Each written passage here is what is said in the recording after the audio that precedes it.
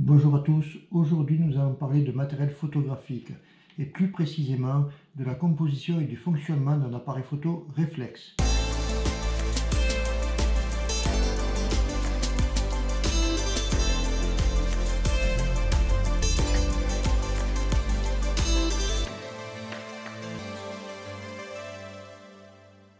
Mais avant cela, si tu n'es pas familiarisé avec les différentes gammes d'appareils photo qui existent, je t'invite à regarder la vidéo que j'ai faite à ce sujet.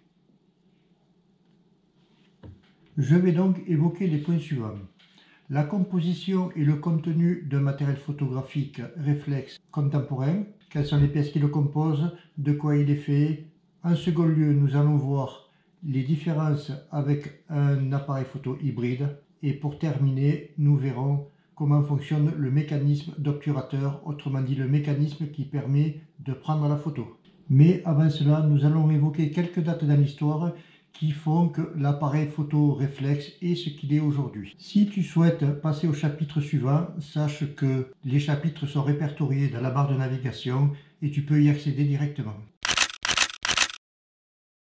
Voici donc quelques dates. 1686, découverte et explication du principe de réflexion spéculaire. Lorsque vous vous regardez dans un miroir et que votre image apparaît, cela vient du fait que la matière qui compose ce miroir est très lisse et nette et très opaque. A contrario, lorsque vous regardez dans un mur, votre image n'apparaît pas tout simplement parce que soit le mur n'est pas lisse, soit la matière qui compose le mur n'est pas opaque et donc absorbe la lumière. Ce principe sera donc utilisé dans les miroirs optiques installés dans les appareils photo afin d'acheminer la lumière. 1861, soit près de 200 ans après, début des travaux menant à l'invention du premier appareil photo réflexe. 1893, invention et brevetage du premier objectif interchangeable.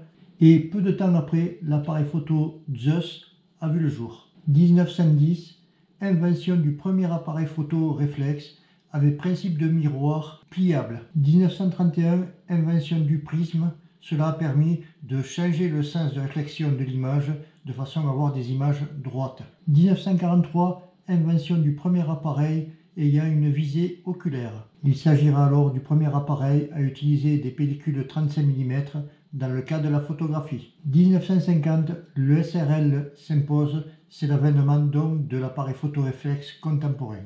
1963, nous aurons alors la mise au point du premier système autofocus. 1973, mise au point du premier appareil réflexe automatique. Les réglages de l'ouverture et de la vitesse seront complètement autonomes et automatisés. Enfin, lors des années 2000, première commercialisation des appareils photo réflexes numériques. Même si le principe était connu avant, il n'a été commercialisé qu'à partir de cette date-là.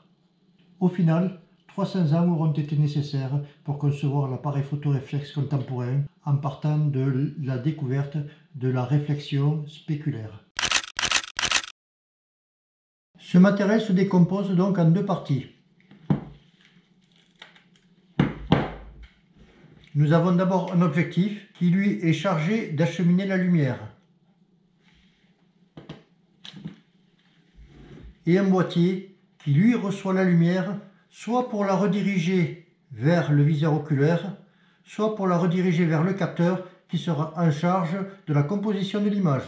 Il va sans dire que ces deux parties ne peuvent pas fonctionner indépendamment. Chacune possède des fonctions uniques et nécessaires à l'ensemble de l'équipement.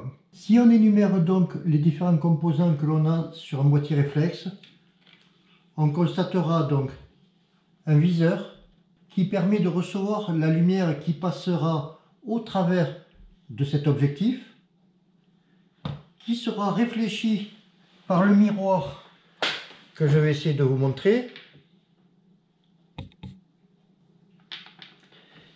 et qui sera redirigé par un prisme qui se trouvera à ce niveau-là. Si on reprend le positionnement de ces composants, on trouvera donc le miroir qui sera positionné à peu près à 45 degrés de cette façon. Ça permettra donc à la lumière de rentrer par l'objectif, de réfléchir sur le miroir, de façon à être redirigé sur le prisme, qui lui sera responsable de la recomposition de l'image de façon à ce que vous ayez une image correcte derrière le viseur. Pour pouvoir assurer la meilleure netteté de l'image, il existe un système de mise au point. Ce mise au point est directement intégré dans l'objectif. Par contre, il est piloté par le boîtier et il est piloté grâce à un moteur qui sera soit intégré dans le boîtier, soit intégré dans l'objectif. Ces paramètres dépendent directement de la marque, du modèle et de la génération des matériels. En complémentarité avec la visée oculaire, il existe un système de visée de type Live View où vous pilotez votre image grâce à l'écran LCD. Alors, comment ça se passe? Lorsque vous positionnez votre appareil en Live View, vous avez donc accès à la composition de l'image et en définitive, le fameux miroir que nous avons ici, il se relève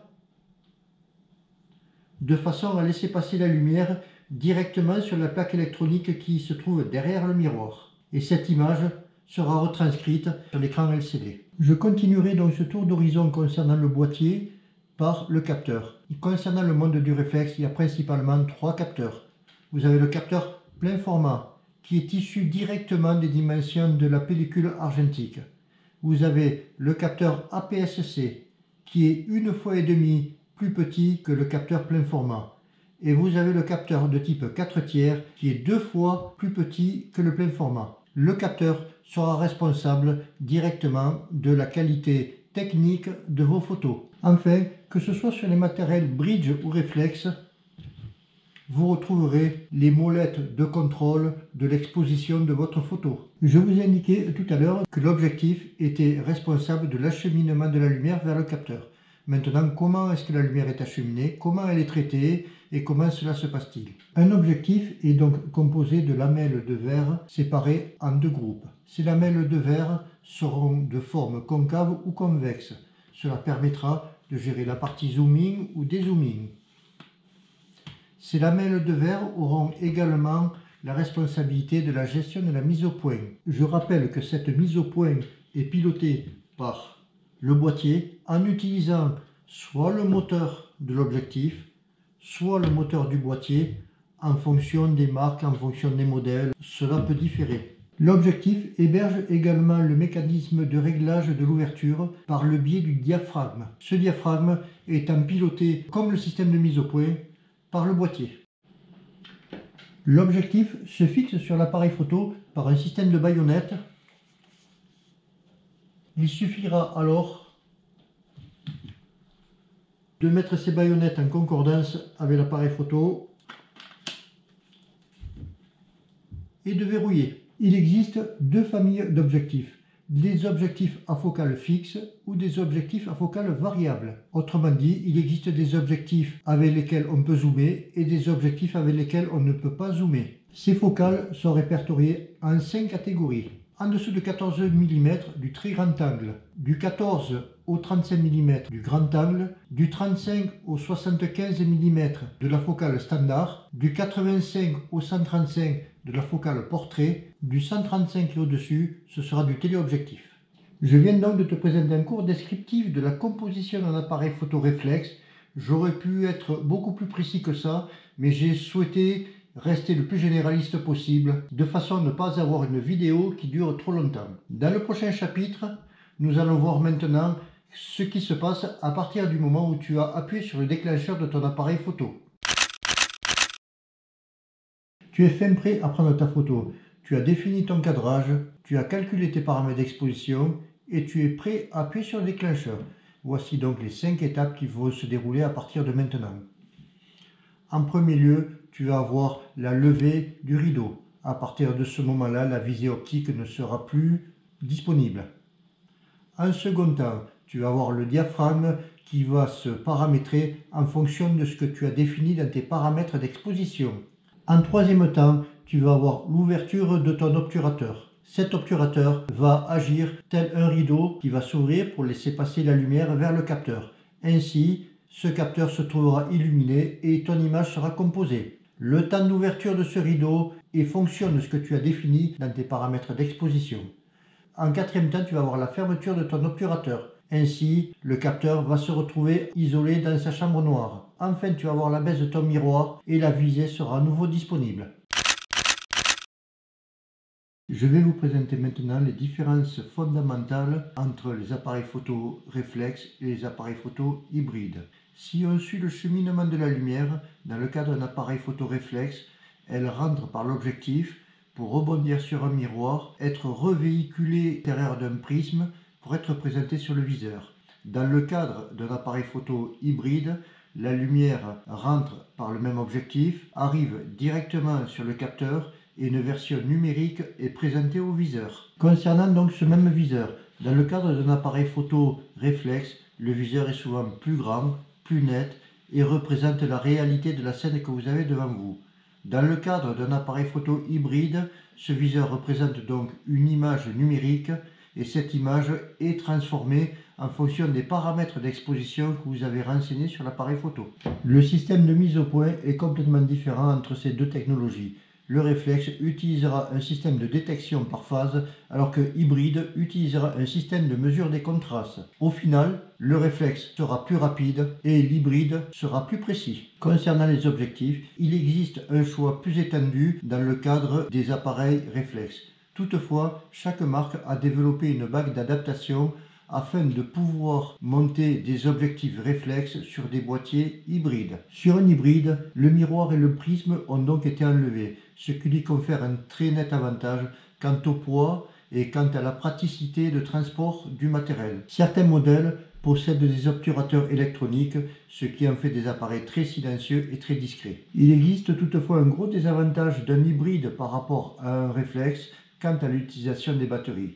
Ils sont très consommateurs. Pour ma part, là où j'avais besoin d'une batterie pour un réflexe, j'en ai besoin de 3 en équivalence. Au final, même si le réflexe est beaucoup plus étendu, l'hybride finira par le remplacer complètement au fur et à mesure des avancées technologiques. Voilà, cette vidéo est maintenant terminée. J'ai pris un réel plaisir à la monter. J'espère que tu auras apprécié. En tout cas, n'hésite pas à me laisser un commentaire. Et au fait, abonne-toi et active la cloche pour ne pas louper les futures vidéos.